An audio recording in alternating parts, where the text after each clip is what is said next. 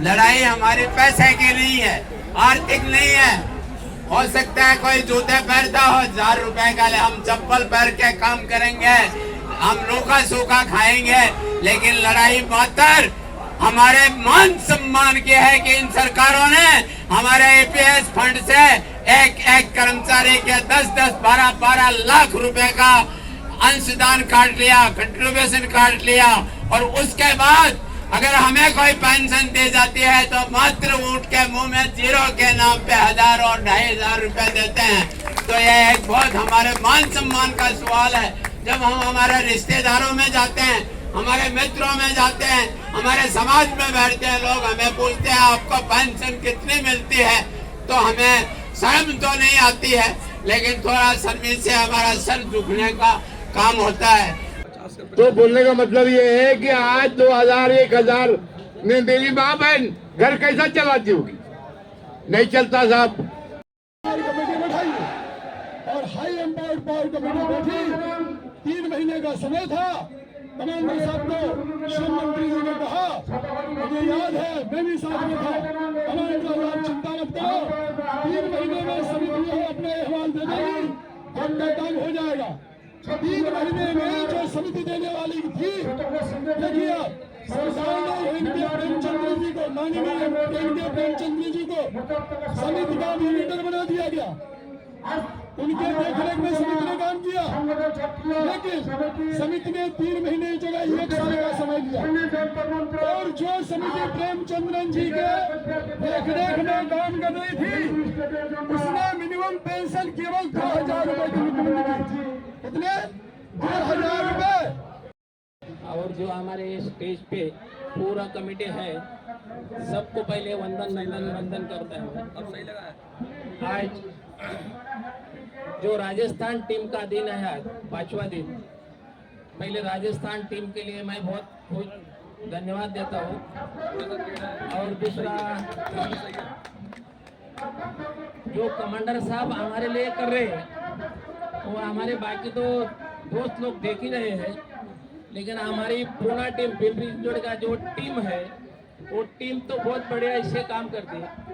कभी भी हमको रजावत सर जी या कमांडर सर जी आवाज देंगे तो हम कभी भी मरने मिटने के लिए तैयार है। किधर भी बुलाएंगे उधर आने के लिए हम तैयार है।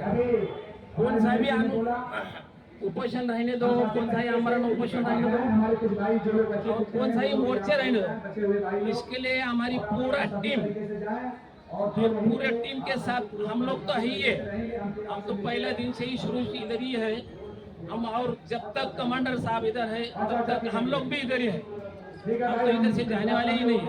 तो साहब यही है, तब से इन्होंने ये कोई प्रण या प्रतिज्ञा ली कि इन बुजुर्ग आदमियों का जो साथ लिए हुए हैं सम्मान पूर्वक मिले, जिससे उनका जीवन निर्वाह भत्ता बोलते हैं पति पत्नी का दोनों का काम चले इस समाज में, उसको मिनिमम वेज के हिसाब से जो हमारी कटौती थी ईपीएफ 95 में, उसका ब्याज का प्रारूप लगा करके इन्होंने ये कहा कि भाई मिनिमम 7500 रुपए प्लस डीए मेडिकल पति पत्नी को सुविधा मिले। इस आज्ञा से मैं विश्वास दिला देना चाहता हूँ कि जब भी हमें राहुल साहब बुलाएंगे, जब भी राहुल साहब पुकारेंगे, हमें यहाँ रहना है। 22 के फील्ड में कितने दिन रहना है? 1 दिन रहना है, 2 दिन रहना है, चाहे बरसात है, तूफान है, ओला है, हमें यहाँ बैठ के रहना है तो हम रहेंगे। इसी आशा और विश्वास के साथ आपको कोटि धन्यवाद। कमांडर साहब के नेतृत्व में कभी भी बुलाए तो यहाँ दिल्ली में आ सकते हैं,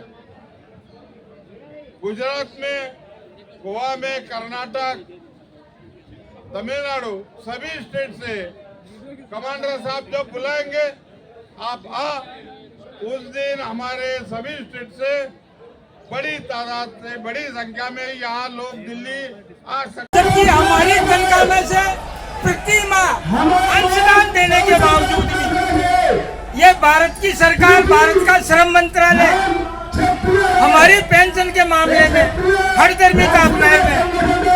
मैं धन्यवाद करूंगा रावत साहब का, जिनका विषय नहीं होते हुए अगर किसी की पीड़ा को समझते हुए हमारे लिए अपना समय छोड़कर, अपना घर छोड़कर हमारे लिए संघर्ष कर रहे हैं, मैं रावत साहब के चरणों में नतमस्तक हूँ। आपने मेरे को संयुक्त अध्यक्ष बनाया है, तो मैंने ईएफओ कार्यालय में जो धरना था उस समय भी वहाँ उदयपुर वालों को इकट्ठे किए और कम से कम 100 सदस्यों को मैं वहाँ उदयपुर में एकत्रित कर चुका हूँ, एकजुट कर चुका हूँ। वे अपने रावत साहब के आदेशानुसार आने के लिए भी तैयार है। तो हम इनको सहयोग करेंगे, हम रुकेंगे। तो मैं आपके इजाजत चाहता हूँ, राहुल साहब का निर्देश चाहता हूँ और मेरे प्यारे भाई जो राजस्थान के मेरे युवा साथी जो आए हैं, आपको युवा इसलिए कहते हूँ कि आप इस उम्र में लड़ाई के लिए आए हो, इसलिए युवा से भी आप बेहतर हो। और जो हमारा संगठन का नाम नहीं लेना चाह रहे थे वो हमारे संगठन को समर्थन देने आ रहा है। इस बात के हम लोगों को गर्व होना चाहिए। लेकिन हम आप जो है अपने खर्चे से, अपने व्यवस्था से, अपने हक के लिए, अपने लिए नहीं औरों के लिए, जो हमारे इस संघर्ष में, संगठन में अपने प्राण की आहुति दे चुके हैं, लाखों आदमी चले गए, परिवार जो है आज उनके लिए हम आप आ रहे हैं। और 8 करोड़ 8.5 करोड़ हमारे मेंबरशिप हैं। तो हमारे सब 60 साल के आगे के जो हमारे मेंबर है, पेंशनर है, उसकी हालत देखो, उसकी हालत देख के तो कम से कम तुमको थोड़ा बहुत तो आपको ये सोचना चाहिए, हमारी मांगे जल्दी से जल्दी पूरी होना चाहिए। किस परिस्थिति में यहाँ आए हैं, ये परिस्थिति किसी से छुटी हुई नहीं है। हम जब राजस्थान से दिल्ली में, कोई अजमेर से चला, कोई सीकर से चला, बरसात हो रही थी, 5वां दिन है और उसमें राजस्थान का नंबर है आज। और इसके बाद में इसके बाद में 2000 में बिठाने का हमारा आंदोलन हुआ। तब तक समिति का अहवाल नहीं आया था, समिति का अहवाल आया और उसी समय श्रम संगठन, जितने श्रम संगठन है बिहार में, इसको छोड़ के ये सब के सब 3000 रुपए की डिमांड कर रहे थे। मुझे याद है 8 और 9 जनवरी 2019 को पूरे भारतवर्ष का आंदोलन होना था और उसमें डिमांड थी केवल 3000 रुपए की। 21 मार्च से हमारे साथी आए हैं और जहाँ देखकर मारता था वहाँ का जो है जर्मनी का साथी नहीं आने के कारण, वर्दोस्त होने के कारण इस तरह का क्रूर मैं कमांडर साहब को बताना चाहता हूँ, जब पिछली बार भी आए थे, आपका जो 4 सूत्री मांग पत्र है ये बहुत अच्छा है। हर जगह लोग इसका प्रशंसा करते हैं। पेंशन का हमारा अधिकार है, वो हम लेकर रहेंगे। इसके लिए आप जो भी आह्वान करोगे हम उसके लिए तैयार हैं। राजस्थान में पिछली बार आप लोगों ने कहा था कि सब जगह ईपीएफ ऑफिसों में प्रदर्शन किया जाए। मैं राजस्थान के अंदर, जोधपुर के अंदर सैकड़ों साथियों ने ईपीएफ ऑफिस के सामने प्रदर्शन। जो पेंशनरों का काम करेगा वही देश में राज करेगा, जो पेंशनरों का काम करेगा वही देश में राज करेगा।